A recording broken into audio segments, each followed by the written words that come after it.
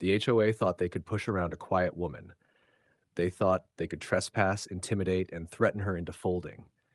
What they didn't know was that my wife wasn't just any woman, and she definitely wasn't alone. Right beside her stood two retired military K9s, Titan and Vega, dogs trained to take down armed suspects in war zones. So when the HOA decided they were going to teach her a lesson, oh, they had no idea what kind of fight they were walking into. And the best part, it didn't even start with violence. It started with paper. A letter taped to our front door from the HOA president, Cheryl, queen of the cul-de-sac. Remove the dogs, they disrupt property values. Property values? Because of two veterans with tails? Please. That's a new one. But my wife Maya didn't laugh. She knew how HOAs worked. Fines, intimidation, and fake authority wrapped in polite smiles. Titan and Vega weren't property value risks. They were family. Loyal, disciplined, and calm, unless someone made the mistake of crossing a line. A few days later came another note, slipped under the door unmarked. Comply or it gets worse. And that's when we saw it. A drone hovering above our backyard, dipping so low, Titan started pacing and Vega's ears shot up. I tracked it one night and watched it land on Cheryl's balcony. When I confronted her at the next HOA meeting, she didn't even deny it. Oh, that? She smirked. Neighborhood safety requires oversight. If you've got nothing to hide, you've got nothing to fear. Yeah, because apparently spying on people's backyards is oversight now. But it didn't stop there. Soon, we found boot prints near our shed. Titan barked at shadows.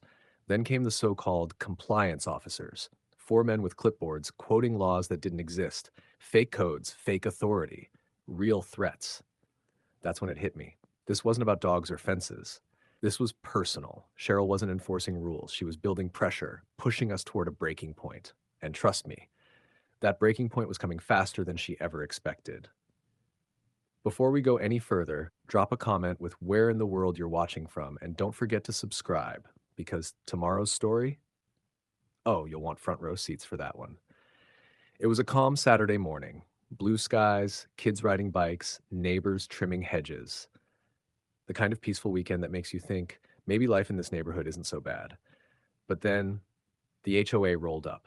Four men in matching polos, clipboards out, eyes mean, and right behind them, Cheryl, arms folded, phone raised like she was about to live stream her victory. Maya was out front, watering her flowers when they marched up the driveway. One of them barked, "Remove the dogs, remove the fence, or we remove you." Excuse me? Who even talks like that outside a movie? Maya didn't flinch. "This is private property," she said, calm but firm. "You can't step foot past this line without a warrant." They smirked, one step forward, chest puffed. "We don't need a warrant. HOA authorization is enough." Oh, really? Someone should have told him HOA rules don't override federal law. Because what they were doing right there, trespassing, threats, yeah, that's criminal. But these guys weren't here to talk law. They were here to intimidate. And then one of them made the mistake of touching her arm. Big mistake. Titan's growl sliced through the air. Deep, sharp, trained. The next second, the German Shepherd launched forward like a missile. A perfect drive bite, straight to the man's chest. He hit the pavement so hard the sound echoed. Titan stood over him, growling low, eyes locked, waiting for Maya's word. Another man swung a metal rod toward Vega. She dodged, lightning fast, Kangash then clamped onto his forearm, not tearing, not wild, controlled. Military precision.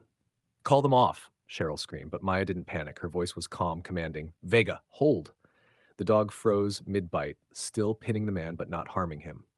That's training, real disciplined, elite training. Meanwhile, the third guy tried to sneak behind her. Yeah, bad idea.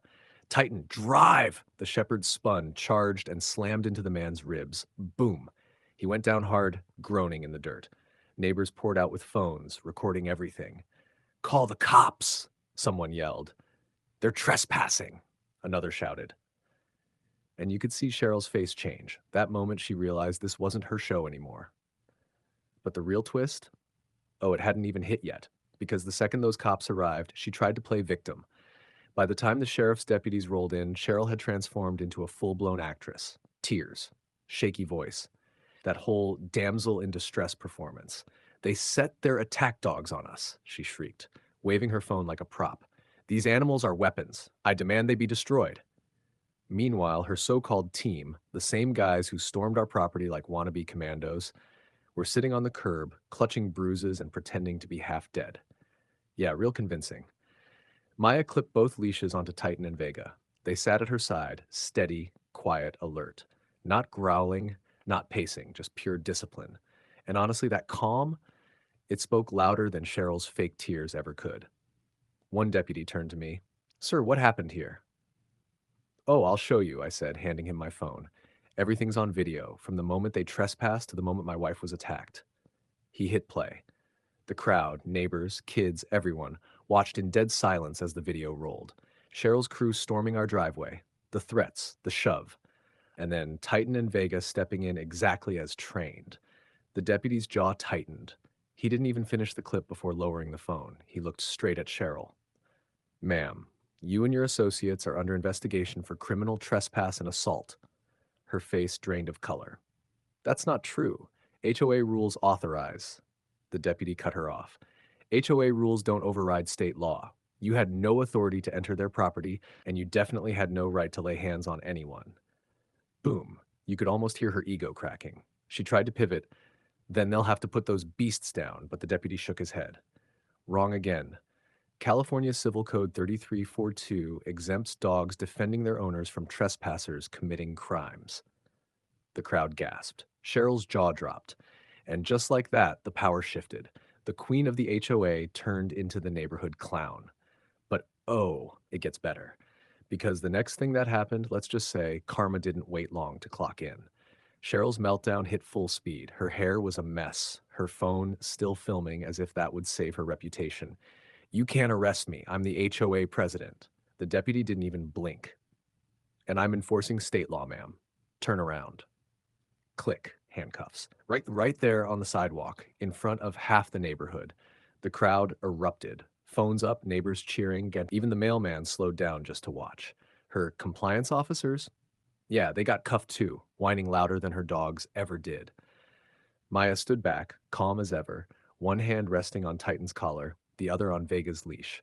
Both dogs sat proud, ears up, tails wagging, like they knew they'd just saved the day. One of the deputies looked down at them and smiled.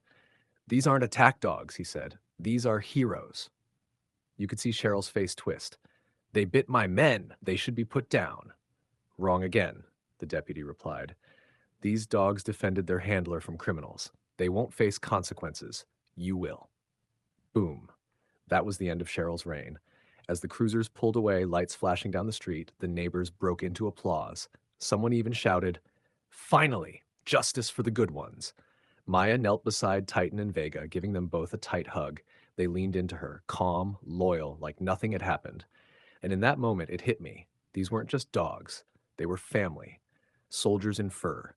Guardians of peace. I looked at my wife, and she smiled through all the chaos. "They didn't just protect me," she said softly.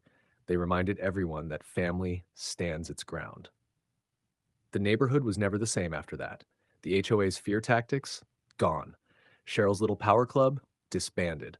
And for the first time in years, our home finally felt safe again, protected by the quiet strength of two dogs who'd already served their country and just served justice.